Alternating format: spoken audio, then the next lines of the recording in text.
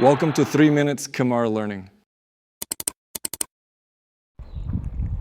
Saying hello in Cambodia. Saying hello in Cambodia we have two ways. The first one you can say Chum Riep Su, and the second one you can say Su Sday. Chum Riep Su is the formal word and respect to older people, and use your hand to respect.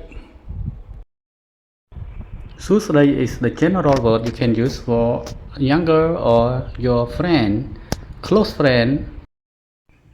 In our culture, normally we say Chum Riep Su to respect to our teacher, or staff respect their boss, or son or daughter respect to their parents.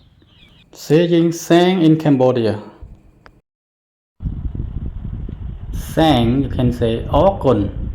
Sang so much, you can say Aw Kun Charan.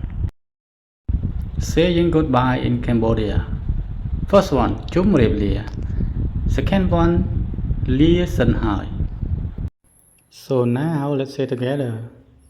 Chum Riep Su, Su Sday. Chum Riep Su, Su Sday. Aw Kun Charan. Aw Kun Charan.